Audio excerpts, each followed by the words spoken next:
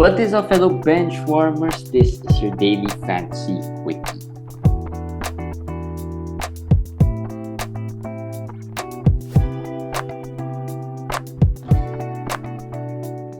What's up, guys? Daily fantasy quickie. It's a slow 4-game slate.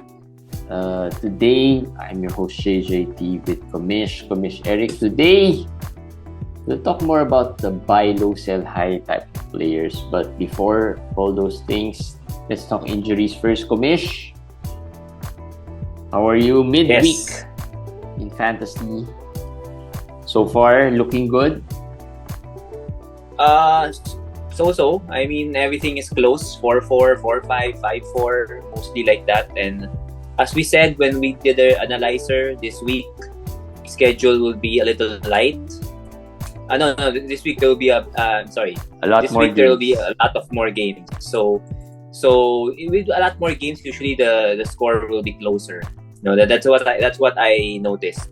Since there's a bigger sample size, usually it's 5-4, 5-3, 4-5. So let's see. Depends on the last few games, last few days. But you've got some injury updates for you. We'll start off with that. LeBron, we talked about him yesterday for a bit.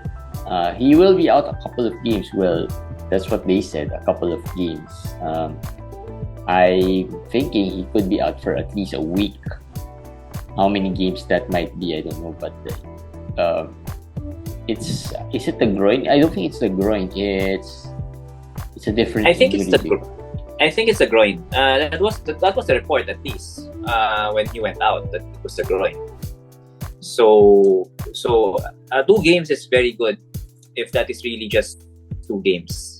Hopefully it's just really 2 games, but I would expect longer with LeBron with his age. It's groin. It's groin. It's groin. Adductor. Yeah. All right. So just a quick question, because I mentioned this in a Twitter page that. So LeBron, with the way we talked about this, with the way things are going with the Lakers, there's a danger that he might sit. But I never thought about the Kareem effect. Right? He set out to break the record this year. I think all he needs is to average 18 points in 82 games. He probably won't reach 82 games, so obviously, because he missed 3 games already. But he's averaging obviously more than that, more than 18 points. And it looks like he's set out to break the record. However, the Lakers are not playing well. So how do you think they'll keep pushing him until he is unable to, or do you think they'll be able to how do you call this? They'll limit his minutes, preserve him a bit. How do you see that effect of LeBron chasing Minimal. that? LeBron is still good for 2 to 3 years. He's gonna break the record regardless. It's a matter of when, not really if. Right now, he's not really chasing for the sake of he has to really chase it. It's gonna come. As you said, 18 points this year or whatever, he's gonna break it already. I don't think he's gonna force himself to break it this season if he's really hurt. So there's still a long-term view for LeBron. There's still 2 years. There's still the Bronny situation where he wants to play with Bronny. So I believe that's very minimal. It's very minimal into thinking if he's gonna be rested or anything. The good news for him is that the Lakers only have 2 games next week. So it looks like that whole week he'll be out. Yes, he's probably out. They're probably gonna rest him the whole week. He's just gonna miss 2 games. So he's not gonna play the last game this week, maybe the last 2 games this week. So they're just gonna rest him for those 2 weeks. The Kareem chase, I think, is not really gonna be factoring in. He's still good. He's still good. He can average 10 points in his sleep if he wants to until he breaks the 18 record. points is easy for him, especially in a team like this, where no one's really known as a scorer. and even if he doesn't break it this year, he can break it next year. So it doesn't really. I don't think it bothers him that it's something that may not happen. It will happen. It will Yeah, happen. it's It's a given. inevitable. Yeah. Giannis is also out tomorrow. Some Yeah. knee issues with Giannis. Should this be a concern? Maybe, A little. but Yeah. yeah, a little. But the fact that he's resting it and playing, he's still playing games, right? The back to back, it looks like he might miss a few of those back to back games. But it's a little worry because he's missed three. I think 3 in a row. I think something like that. Or He is has it the missed. second? No. It's he has missed three games already. Mm. Yeah, he Yeah, has yeah, missed three yeah, games. right, right. The back to back he didn't So play. yes, he didn't play the back to back. This is the third. He played. He played. He didn't play the back to back November 5th here, and then he played the next game. Just played 27 minutes. Didn't play in not in on the their last game, which is not a back to back. Tomorrow is not a back to back. Also, he's not gonna play. So it's it's worrying. I mean, he never sits out non back to back games. So I don't know what's wrong with that knee. Maybe they're looking at the opposition because it's San Antonio, OKC the other day. Yeah, I I don't think it's at the point where they need to preserve Giannis. He's had a long summer. He played in the qualifiers. know. They've been Mm-hmm. in the playoffs for how many years in a row? They were in the finals a couple of years ago, nearly made the finals last year. So the mileage is there. And at this point, I think Milwaukee is focused more on the playoffs. All we need is to get True. to that playoffs. And with that good start this year, like what are they, 8-2? I think they're 8-1, right? Yeah. That's a great start already. That's some luxury to rest your top guys. And they're still winning. They won the last game without Giannis. And this is the thing I'm thinking. He has missed the OKC game, then OKC again, and then tomorrow San Antonio. And they already ruled him out early. Maybe I'm thinking it's the opposition. Yeah. The usual, Uh, if these guys are the G Leagues yes. compared to us. So we'll also play our G League players. Yes. Well, we don't need him. That's one thing to put. That's one thing to how to put it. And then also they will have a 3-day break after this. So if there's really some soreness there, resting him for 1 week would do wonders for him. Yeah.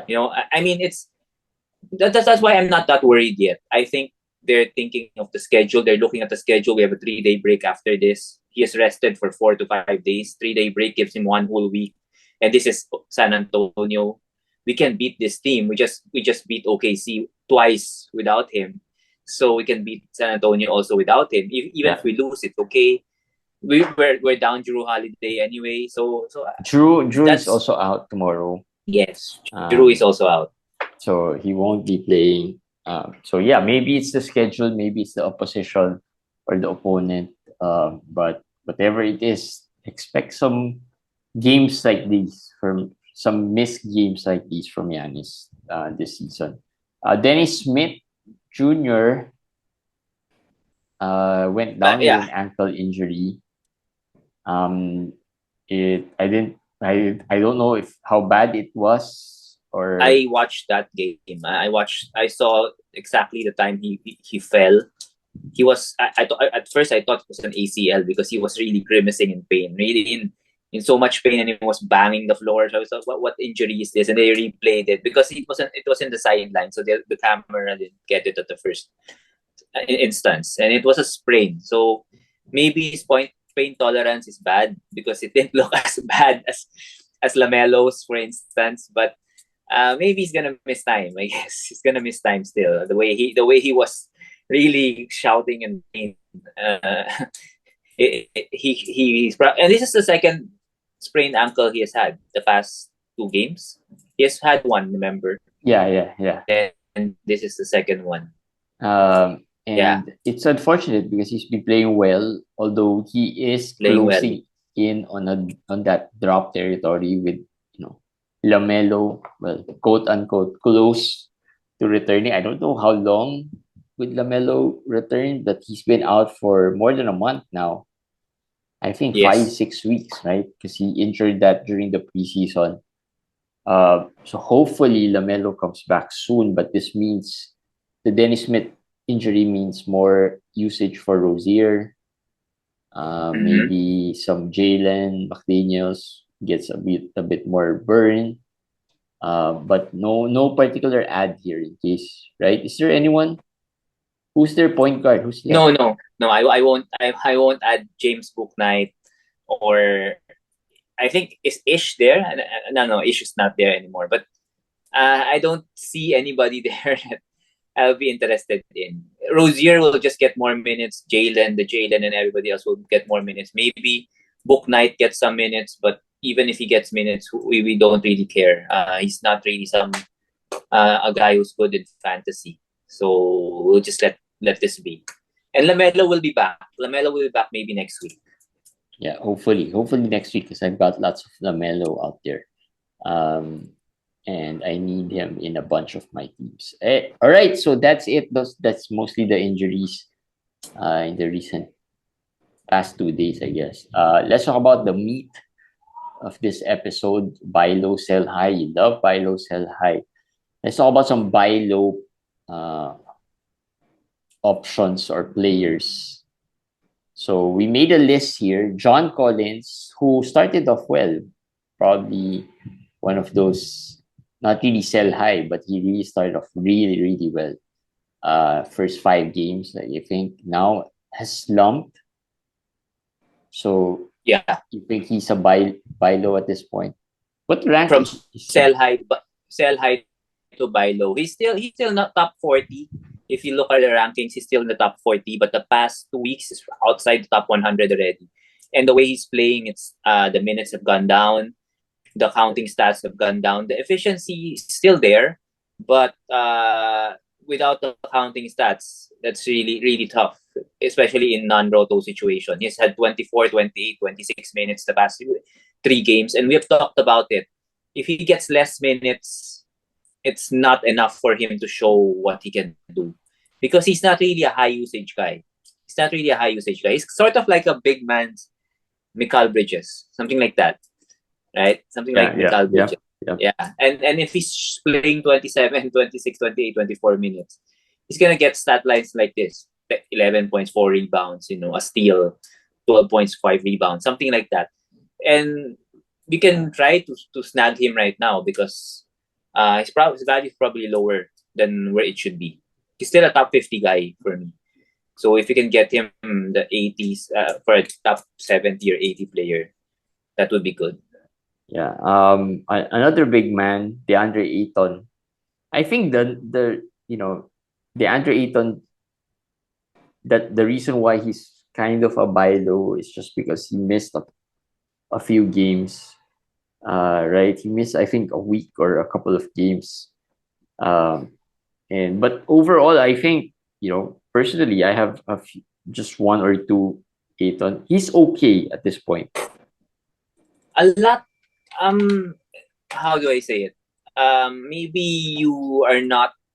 There's expectations are not that high, maybe, on Ayton, because if you look at the stats that he's been doing without Chris Paul, with Chris Paul, he's not been good. I mean, like 9.6 rebounds in the last game, 14 and 7, 7 and 6. That's the past 3 games. So the stats are like he's ranked 121 the past 7 days, 14 and 7, 0.6 blocks this season. So it's not been there. His draft stock went up when who got injured? Robert Williams, I remember. Yeah. Jaren Jackson, guys got removed from queue, and then of course the SGAs got injured before the season. Ayton's stock went up, but right now he's not performing. I don't know how low you can go with Ayton, but let's say ball. He's a sell high, by the way. But let's say ball for Ayton. Ball plus 1. Yeah, but would you veto that trade though? And the manager would say, Ball's rank 50 and this guy's rank 136 right now. I don't You know. That's a shouldn't, right? classic You buy low, shouldn't, sell high. right? Yeah, but something like that, or maybe Zubac. It's another sell Zubac's high guy. well, Yeah, that's a, I guess, a bit. It's hard. I think my expectation of Ayton, you're right. It's not as high. yeah. Um, That's I what I don't sense. expect him to double every night, to do a capella type of 15 on certain nights. That's not what I expect. I expect maybe the expectation is just some efficiency, you know, double figures scoring, and if you could get maybe 9 rebounds, that's okay, or 1 block per game. Probably that's just my expectation. The efficiency is good. For a center, he's a good free throw shooter. So I think Zubac. I just sense that sometimes Zubac might just be better at times, just because he can give you those really great nights, like the double doubles, 4 blocks, 5 blocks. I don't think you'll get Yeah. those from Ayton. I just don't. The 4 or 5 Ayton has not blocks, been known to be a good shot. Yeah, he's right? not been known to be a good shot blocker. But the difference with Zubac maybe is that The the percentages are consistency, better with Ayton. He's more consistency. Yeah, yeah, all throughout. overall with Ayton. Yeah, and although he has had some sprained ankles last year and this year, overall he's also very dependable in terms of playing, right? Mhm. So that's also is a fantasy asset that we should value. Yeah. Yeah. A couple. So that's Ayton. That's another buy low candidate. A couple of rookies. We've been talking about these guys a lot. Jabari Smith, Keegan Murray, those two guys. I Mm-hmm. think I'm more high on Murray. I'm not as high on Keegan, Jabari. Like I said, yes. if unless there's a change in situation there in Houston, I just don't think he's gonna really be as good as we expect him to be. But Keegan, though, in Sacramento, he should be one of the top guys there. If Huerter can be that guy early this season, I don't see any reason why Keegan should not. Eventually, even if Keegan is not really playing that well, he's still on top 120. He's 109. So that's based on solid the 3-point shooting. He's a good shooter. And overall low turnovers and decent percentages. If just his percentages at 45% go a little higher, he can probably go from 13 points to 16 points, 16 to 17 points, which I think will happen this season. So just from the points alone, and the rebounds, 4 rebounds, that's too low. That's gonna go higher also. So I see a lot of areas with Keegan Murray that will increase, will improve. There's a lot of areas for improvement. Yeah. So I'm very, very confident in this buy low situation for him compared to, let's say, Jabari. With Jabari, like the areas where he has to improve, field goal. I'm not that confident he's really gonna improve there. The steals, he hasn't shown any. So where will he improve really? I don't know, because his blocks are already there, his rebounds has already been there. So I don't see as much potential for improvement compared to Keegan. Yeah. So yeah, I agree with you very much. Keegan is a better buy low than Jabari Smith for sure. Still though, Jabari, if he played a great game last time, he might be dropped if he doesn't play a good game, and you Yeah. might just have to wait. But I think the risk with Jabari when it comes to trade is really low. I don't think you'll be able to, you'll probably give up a very significant fantasy player for Jabari. That's just me, because I'm pretty sure the owners are frustrated as well, especially if the Yeah. next game would not be as good as the He last might one. be dropped. The last game was so. It wasn't really great, right? He had a double, but he shot 4 out of 11, which is still low. He started off well, like 4 out of 9, I think, 4 out of 8. 4 out of 11, I think he shot the ball. Still low. I think he didn't have a steal nor a block during that game, or maybe just one Yeah. steal. Yeah. No steals, no blocks. It was just the rebound. the rebounds that help. Actually, So there are a couple of sophomores we didn't talk about as buy lows. I talked about Mobley. Evan Mobley is another big man. Mobley's ranked 70 something. Yeah, 70 something. Yeah. He's one of my best buy lows, I think. I keep on saying Mobley. When you watch him, you appreciate how good he is defensively. It hasn't shown much in the stats that he's been producing, but it will come. So aside from him, Josh Giddey, Josh Giddey. I did say Josh Giddey was overdrafted, and I still believe in that. But he's around 130s or 120s right now. That is too low. He is still a top 100 guy. He will be a top 100 guy, and his shooting hasn't really increased as much as we want to, but I think it will improve. The free throws, 75% might still improve a little. So the other stats can improve a little by little. So he will move up. He will move up the rankings. Yeah, Josh Giddey, probably not top 50 as he was, drafted sometimes. But yeah, at 130, that's way too low. Anthony Edwards is another. We've been talking about Anthony Edwards. He's ranked 126. Yeah. Though it's probably going to be more difficult to buy low on Anthony Edwards because managers, especially in competitive leagues, they know that you're buying low. So how low should you try? With Edwards, I guess in the 60s range you can get him right now. It's been bad. It's been really bad. So you can try players like who will I think is Rozier a buy low. I do like Rozier is but 107. I think he is a bit of a buy low, but since he's playing now, it's harder to pull that off, I guess. But if you offer, let's say, Rozier to get Anthony Edwards, maybe the manager will think about it. That's something that I could see he could do. I also prefer Anthony Edwards, let's say, to who else can we? Maybe a Tyler Hero. Hero's been. I mean, we're combining the sell highs and the buy lows right now. Hero is a sell high, although he's injured right now. It's a massive sell high. So that's another deal you could consider. A Hero, and then Buddy. We'll talk about him later. But no one would bite that Buddy here. Well, continues to play this way. There will be. We not all managers are experienced, and that's one thing I learned looking at the different trades happening left and right. Different things, managers think differently, so they have different strategies, they have different plans. Could be. Yeah. So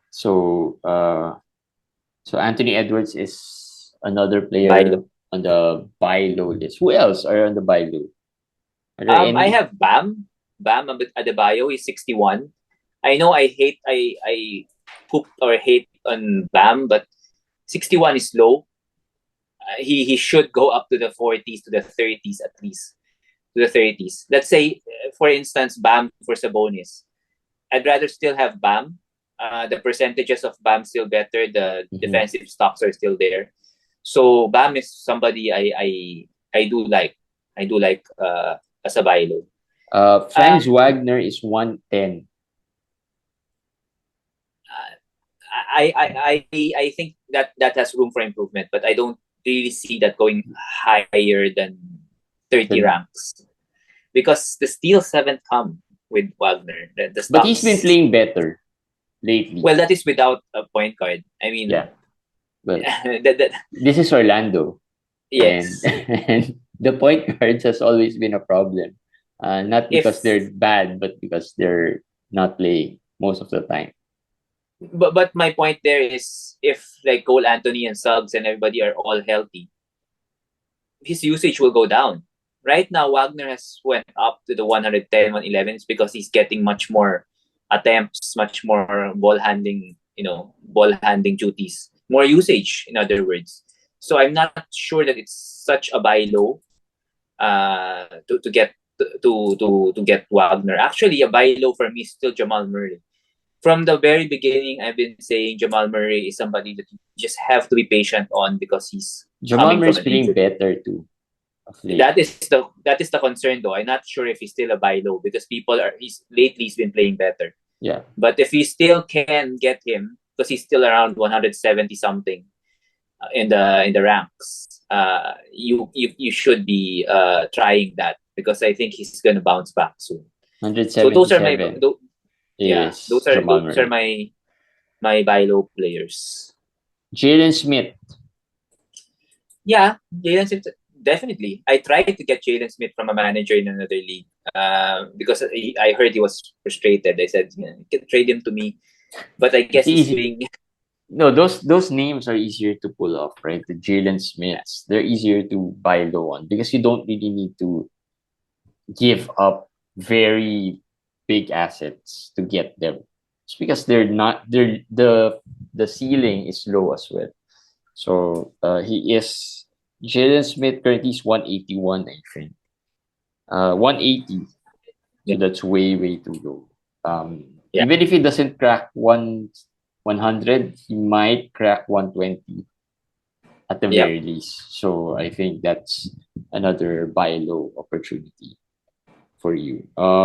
Who else? Before we move to the sell high, is there anyone? None? Ben Simmons, buy low? No. Sell. I'll stay away from Ben first. Unless you're Jordan Poole is 207. 207. Well, that's still a buy low. He's gonna improve for sure. Depends on how low you can get him. I'm down on Poole. We can't just always say you buy someone. I'm down on him, but if you can get him for Dillon Brooks or anything, yeah, sure. I prefer Poole over those guys. But it depends on the deal. But yeah, 207 is too low. He's still a top 120 guy, I think. Eventually, he's in a slump. He's in a slump. He's gonna improve. He's in a slump, but Clay is there. I think that's the big difference between this year and last year. Yeah. Clay is now there. Clay's playing more games compared to last year. Last year he barely played during the season. So yeah, Jordan Poole. All right, let's move on to some sell high candidates. Now I have a few questions. OG. We talked about this off air. OG Anunoby. He is currently ranked. Where is he ranked?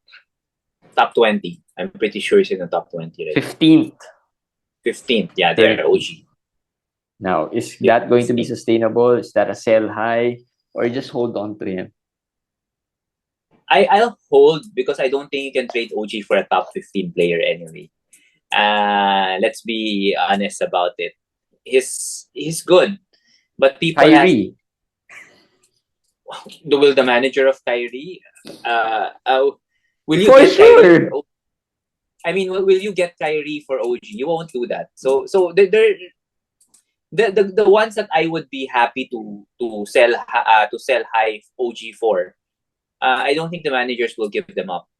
The DeJountes, the real first and second rounders, the others there, or the Paul George. I think the managers will still hold on to Paul George. Will still get the track value experience of Paul George over OG. The others that will offer, let's say Jimmy Butler, they might offer Kyrie. There are risks involved. Yeah, I'd rather hold to OG. OG's role with Siakam out for a month, very solid. And then the steals rate, that's so. I'll throw out some names. Booker is 26. Booker. Right? So I still go Booker over OG. Do you think that's a more realistic trade, right? Yes, but I doubt that the Booker owner will just settle for OG. I think it's probably Booker is almost a first, second rounder during the drafts. So the owner might ask. Here's one. OG for maybe Gobert, for example. OG for Gobert is interesting. I'd probably go OG right now. Actually, you might think that's a sell high, but this year, at this Sell right. going That's just a forward, sell right. I think OG is probably gonna end up rank higher than Gobert. Because the block rate of Gobert will probably be lower than the steals rate of OG. And OG will give you threes, will give you some other stats, especially for the next month that Siakam is out. So I'll probably stay with OG there. Last name I'll throw out there. OG for Chris Paul. I'll go OG. I'll go OG. All right. So just some names we throw out. So you think this will stick? If you have not OG, top 15, not top 15, top 30. right. I think it will top stick. 30. And it's not going to be, and with that, it's not going to be easy to sell high on OG because the high part is top 15. It's hard to get players there. That's my thing. That's my theory. Although if you can get a top 30 guy, maybe you would want that. I don't know. Maybe you want more sure, more certain player that really a top 30 player. You might want to do that. That's fine. But I don't think it's really selling him high because his value is there already, in my opinion. All right. Another player sell high in the list, the Aaron Fox. The Aaron Fox, yes. Do you think he's a sell high? Yeah. Not think. I know he's a sell high. Yeah, but he's ranked 28. Correct. Exactly.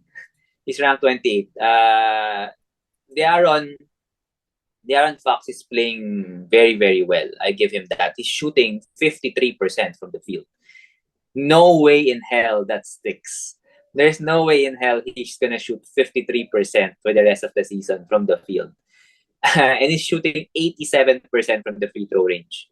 Again, that is not gonna stick. We know what how the Aaron, what his percentages are. I'll give him the benefit of the doubt that he improved his shooting, but I think it's gonna go down. I mean, from 53 maybe 47, 48 is normal range, and probably around 80% free throw. So that will go down. So yeah, clear sell high. For Bam, yeah, sure. I do that. Miles Turner. Miles, I'll be happy if you're happy with the risk of Miles possibly getting injured. If you're comfortable with that risk, because I'll be okay with that. If you're comfortable with that, but if you're not, then I think stay away. All right. Who else can we trade for the Aaron Fox? Drew. Drew is probably for me still a better player than the Aaron, although Drew is ranked higher right now. But Drew is somebody I would like. If you want to trade for Drew, you should do it now. He is out for Bradley Beal. Yeah, Bradley Beal also is out right now. Yeah. I think that's one trade I would definitely consider. Bradley Beal or even Vooch if you want the center. Vooch has been up and down this year. Yeah, he's had some great runs, and then I think lately he's been a little more quiet. And the scoring has gone down. The blocks are not there. Because Zach's playing already. Yeah. I think that's a big factor there. Other sell high. Markkanen sell high. Yeah, Markkanen is top 20 also. 17, I think. I like OG, if you can sell him for that value, that's a no-brainer.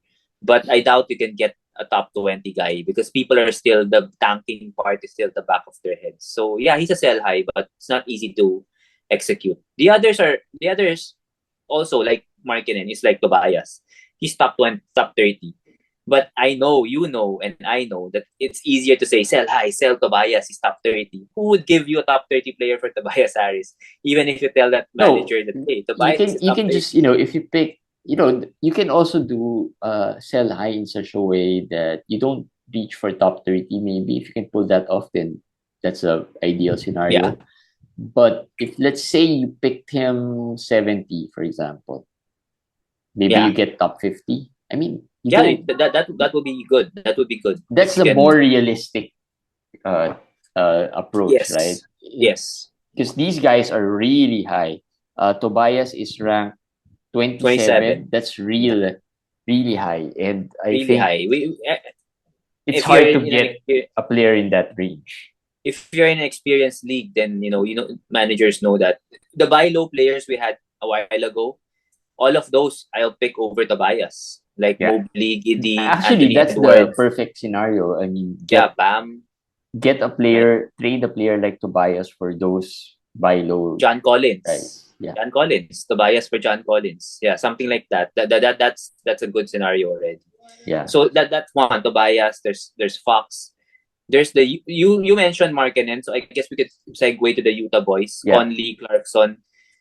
Clarkson is top 8, top 90 this year. He's learned how to pass the ball, how to play differently.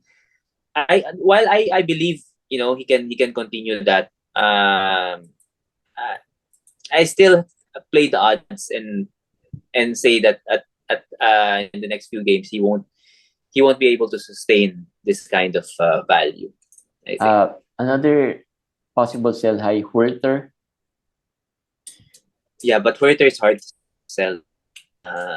As you said about Harrison Barnes before. Plus the fact that Malik Monk has been eating into some of his value. Yes, there are people who are worried about Monk's presence in the value of Huerter. So probably harder. Brook Lopez though. Brook Lopez, yeah. Yeah, Brook Lopez. Will he block? Will he block this way until the rest of the season? Will how many more 20-point games? No, Brook Lopez though, he would have some value. We talked about Giannis potentially missing some games. Yeah. But the fact is, obviously he's not 19. He won't. You can't sell him for a player on the top 20. Yeah. But like the deal I asked you about, there's a trade going on right now. It's Brook and Jamal Murray for DeJounte and Javonte Green. That's selling high. That's selling high. That's classic selling high.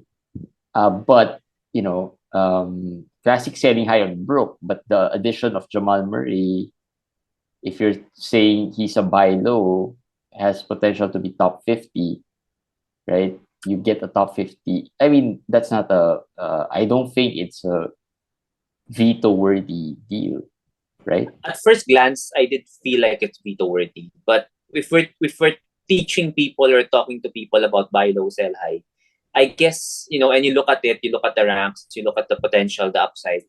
Yeah, I guess it can pass. That trade can pass because Brook, as we said, 19. The blocks are... He won't sustain it, but at least he's not going to be outside 100 after all the... No, all said and done, right? He might be top 60, top 70. Yeah. So you give up 2 potential top 50, 60 player with Jamal Murray's upside 20. For a top 20. I mean... Makes sense. Right? Yeah. So Javonte is just a sub player that you'll probably you'll probably drop that later on. So those are the classic trades that you can also do if you want to get. In fact, I just feel like there's a little more. The Brook side has a bit more of an advantage because I know DeJounte is good. DeJounte is good, but if you throw in you upgrade a bit, right? Yeah, it's tricky. If we look in at depth, you upgrade in depth. Yeah, if we look at this Brook Lopez, this version of Brook Lopez, yeah, he has an advantage. He has an advantage. If this kind of Brook Lopez plays every game, there's still a suspicion in the back of our minds that this will not fizzle out. This will not last. It will fizzle out. But I agree with you. I think that the 2.7 blocks of Brook, that's sustainable. He has done that before. The 3-pointers, 2.3, he has done that before. So those are sustainable. The scoring, though, I doubt that will be sustainable. And that might be the one that drops him from 19, let's say, to 30-something or 40-something. But outside of that, he should be able to sustain most of it. Another player who's a sell high is Steven Adams for me. I know people have said that he's solid, but I just know that in Steven Adams, he's playing very, very well right now. It's something that's just way more than what he can usually do. So yeah. And the good thing about players like those, their numbers can wow you at times. So it's easier to sell them. So if he gets like 15 rebounds, he got 15 rebounds. That's easier sell than a player who gets, a solid across the board line stat, but doesn't really wow you too much, like an Ayton maybe or a John Collins. They won't wow you as much, but across the board they'll help your team. The field goal, the free throws are gonna be there, the low turnover. So players like Steven Adams are easier to sell. And he's blocking 1.4. He's never reached that rate before. So I'm just betting it goes down to 1. That's my belief. And he's rebounding 11.7, as you said, which is his career high. What are the chances he's gonna have his career high in season 10? So I'm just saying. And he usually fizzles towards the end of the season. So that's just history of Steven Adams. Clint Capela, sell high? Sell. Yeah, sell high for me. Sell high or just sell whatever it is. But I think right now you could easily sell him high because Capela has been drafted like the 60s or 70s sometimes. Easier. This is easier sell high for me. I'm thinking of it like, who will I get for him? If it's big for big, kind of hard to find somebody that would fit. Rebounds as good as well. Yes. Jonas Javal, I think this year has really been Gobert is the guy, but like you said, that may look like a sell high, but we don't know with the Minnesota situation. Yeah. Big for big. Bam, maybe. Bam, yes. It's always been Bam because Bam's ranking is low among the bigs. Mobley. The buy low guys we have, I think. But let's say Collins. I right now I'd probably go with Capela over Collins, so maybe not Collins. So there. The good thing with Capela is you picked him low this year. He fell. You don't need to sell him for a guy in the top 30. Even if you sell him for a guy in the top 40, top 50, that's okay. Right? Like the Mobley, Evan Mobley. Those are not really top 30 guys. Bam might be harder to pull off, but with the way Bam's been playing, again, Capela can wow you with the numbers. Today he had 18 and 19, I think. No That's blocks, true. But yesterday I think he had 4 blocks or something like that. So you'll be wowed with the numbers, and with the right fit on the other managers, if they're looking for rebounds to improve rebounding, to improve the blocks, then they might be able to accept your offer for Capela. Another player, but Buddy Hield. Hield, about sell high. Hield. I think he's a sell high. He's shooting 46%. He's a career 43% shooter. If it falls 1 or 2% down, I think his ranking would really go down. But I agree with you. This is a different body in Indiana than the one in Sacramento. He has shown the other facets of his game. The assists have been there. He has rebounded the ball better also. He has done a lot more in Indiana than Sacramento. So I'll give you that. But he's just playing way too good. He's ranked 34. I think I agree that's quite high. But the peripheral stats, the other stats that he's giving now, that's what I like about Buddy at this point. So I think he's going to be solid. The worst case, I think, for Buddy is if he gets traded someplace else. Which is possible. Very possible. Yeah. So and I think that could hurt his fantasy value because right now he's sometimes the first option, right? Sometimes the second, sometimes the third. At the very least, he's the third option there. So talking to you about the offer I got for him was Keldon Johnson. And the reason I did not get that is because the situation of Keldon is similar to what Buddy Hield's situation is. Buddy might be traded. Keldon is also in a possible tanking team that might give him rest here and there. So that's the only reason I didn't take the Keldon option. I would probably, if I want to sell Buddy, I want to get somebody with a more stable role in his team, like a contending or at least a team that's fighting for the playoffs. So at least I have a little... the Lakers. Secure. The Lakers are not fighting for... not that's why they're going to make that trade. Well, they're not sold on Buddy Hield and Miles Turner. That's the latest one. that we saw. Yeah. Other players sell. We have this category of sell, means whatever happens, just sell these guys. Anthony Davis, we've been talking about him already. Jimmy Butler is another guy. He played today. So Jimmy Butler is actually a great per game player, fantasy player. If you're in Roto, you probably won't sell. He's good. He's really good. It's just that Yep. if you're in head to head, he doesn't play as many games as you want him to. Yep. But the per game stats are elite. Top 15, top 14, maybe top even Yes. first round value. He's Like today, 16 he's right now. 35, 35, 10 9 and and 10 and 8. So 35, 10 and and how 8. many steals did he have today? He had 2 steals today. He had 6 6 the the other last day, game. right? Yeah. Yeah. So he's good. He's good. We yeah, I say sell, but of course I would not sell that just sell Not sell him because low. as you said, he's like Kyrie. The difference with Kyrie and Jimmy Butler, Jimmy Butler's body is more fragile. Kyrie's mind is more fragile. So Yeah. there's That's great. but That's the chances perfect comparison. the chances of Jimmy Butler playing, let's say 65 games, very low. The last since coming to Miami, it's 58, 52, 57. He hasn't played 60 games. So take that into consideration. And I'm just saying, I'm just playing the odds. I don't know what will happen in the future. But just playing the odds, there's a chance that he won't reach 65 or 60. And if we're talking about players who you might get, we talked about the sell high players, players who are already in the top 20 right now, but you probably won't be able to sell in the top 20. Jimmy Butler is not that guy. You might be able to get a top 15, top 20 player for him. Not might. You should. You should get a top 15 or 20 guy. Yes, you should be aiming for that. My point is it's easier to get that top 15 guy for him because he's that good. So the guys we talked about, like OG, the Brook Lopez, the Aaron Fox, you won't get those, top tier guys. But with Jimmy Butler, you would be able to get those top tier guys. If Donovan's a sell high guy.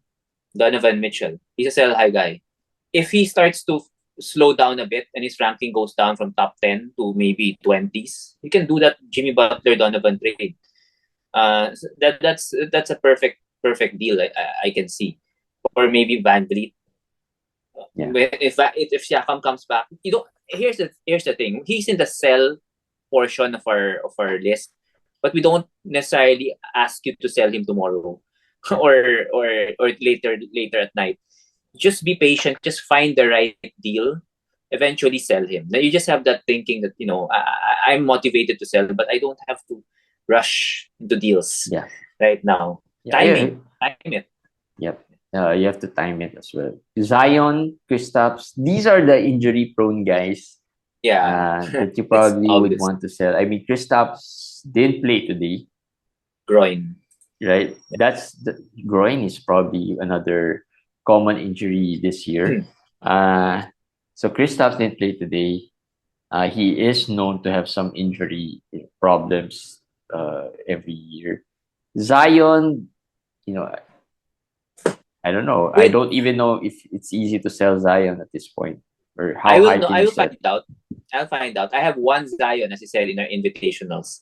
I have only tried to sell him once so far, and it's really gone very badly. When I said Zion, the manager automatically said, "Sorry, pass." I haven't even said my offer yet. So I'll find out if I offer him to the other managers. With Zion, though, compared to Kristaps, at least Kristaps is good when he's healthy. I mean, Zion is good when he's healthy, but at least Kristaps is fantasy good when he's healthy. Zion is healthy right now, but his numbers, there's lots of problems with it, like 6.6 rebounds. He has a lot more holes pointer, in his game. like 70% free throws, like 0.3 blocks, and then high turnovers for a power forward, 2.7. So he's 108 because of all of those things. Where will the improvement come? I even feel like the free throws will go down. Will go even down from 70%. No, so that's without even considering the health problems or health risks with Zion. So he's really a clear sell. Just I don't know for whom. That's something I'm still thinking. I'm still trying to decide who is the best player to target for Zion. We're going back to Bam. We're going back to Bam. No, deandre, Ayton. Or someone maybe lower. John Collins. I that's too low, I think. I think that's still too low. But if you value efficiency, Jimmy Butler. Well, I'll take Butler over Zion. At least when Butler plays, as you said, is top 15. Yeah. Right? That already gives me an advantage. So I'll take Butler easily. Or maybe just try to get players like LeBron. I don't. I may stay with Zion. I think the challenge with Zion, probably it's going to be a risk for risk trade as well. Risk for risk trade. It's a risk for risk. The other managers would be willing if that manager will get rid of the risk he has. Yeah. Maybe a Kyrie. Right? Maybe a Kyrie, yes. Yeah. So which I think I'll probably take that deal if Zion's really hurting you on the free throws, on the other facets. I think, just to be able to get rid, I think there's no better, like I said, there's no better risk reward player than Kyrie at this point. And it looks like, the news about Adam Silver and Kyrie having a good meeting looks like all leads to him playing the rest of the season. So don't have to worry. That's assuming Brooklyn would want him back. But yes. Something would want him back. Let's see. LeBron said something and could be a sign. But let's see. All right, on that note, guys, I think that's enough for some buy low, sell high. Hope this helped you decide or at least think about some trade scenarios for your team that can maybe improve your team in the coming weeks. And that's it for a quick today. We'll do a little more of these buy low, sell high occasionally from time to time as well. Maybe every 2-3 weeks to see which players you can trade at any point of the season. All right, we'll see you guys again tomorrow. 8 games slate tomorrow, so we're back to the exciting basketball day, and it's the weekend. So happy weekend to everyone. Please subscribe to our channel. Don't forget to do that so that you'll get updated when we post the video. All right, bye guys.